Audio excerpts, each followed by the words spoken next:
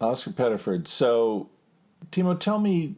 We heard the great solo, but when he's doing that walking thing, what's he doing different from the guys that we've heard earlier on our list, from the Walter Pages? And is he kind of doing the same thing, or is there something he's doing that's a little more sophisticated? They're adding now. Something's coming into the music, and that's what bebop is. So at Minton's Playhouse, where they're forming the music, they're not only are they playing faster, they're changing the key of the music. They're adding more chromatic substitutions. They're adding more advanced 2-5-1 progressions that go in unexpected directions, and they might do it over The Man I Love. And one of the reasons why they're doing this is so many people wanted to sit in, and a lot of the people that wanted to sit in were kind of half-ass and represented an older style of music, playing like Dixieland clarinet stuff, big band clarinet stuff, right? Right. So the guys would look at each other and give each other that nod and all of a sudden do the tune up a half step. Right. Or they'd call a tune that they knew, like Woody and You, that's got funny chord changes that are different from swing and Dixieland music. Dizzy Gillespie wrote that song to play at Minton's so that when people wanted to sit in, Coleman Hawkins, Dizzy, and Monk could go into their own originals or play an original melody over a standard like Donna Lee is over Back Home Again in Indiana, right? Yeah. So they play their own melody. Now all the guys who would be sitting in choking it all up with their mediocrity are just going to back the fuck off because they're going to sound like shit. And so that's really a big ingredient into the formation of bebop at Minton's, and there's Oscar Pettiford right at the ground zero of it. Well, so he is playing very similar to Walter Page, but do you hear how there's more chromaticism to the line? It's less diatonic. Yeah. Yeah, that's. I wasn't sure if it was that or you just beginning to add in more colors of the notes. That would have been it's more bounds. Harmonic sophistication, yeah. And then the eighth note thing the solo that he takes, very reminiscent of Blanton's work already. Yeah, yeah. And everyone's going to be playing like that from now on. That's it.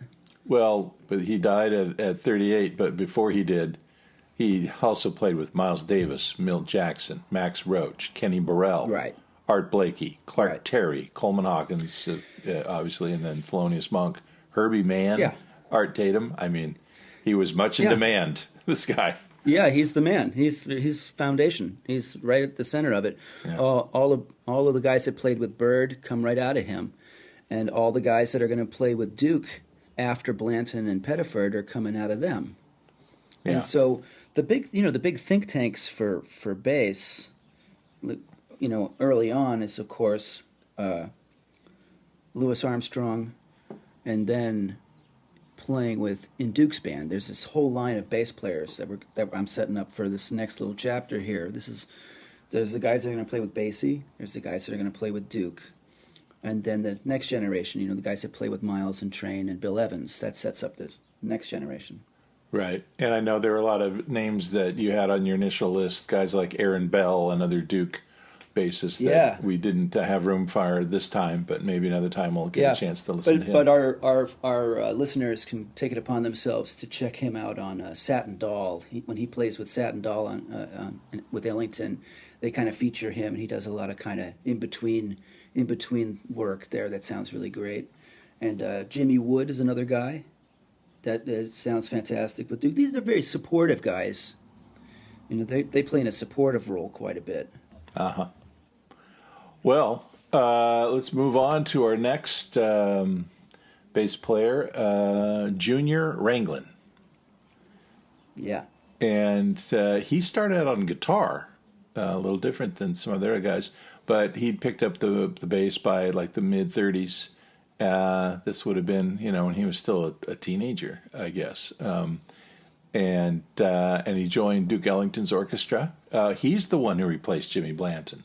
It's Junior Ranglin. Okay. And he played with Ellington for 4 years, and then left to do his own thing. Got his own quartet, but He performed with people like Ella Fitzgerald, so he was another sought-after talent.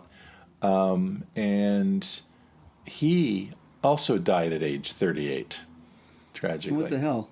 Yeah, that's not a good age for bass players. That between 36 and 38, yeah.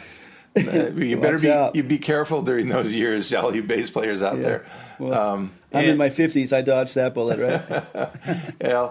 And he never recorded as a leader, though, even though he had his own quartet. So unfortunately, we don't have that. But what we do have is him performing with Rex Stewart's Big Eight.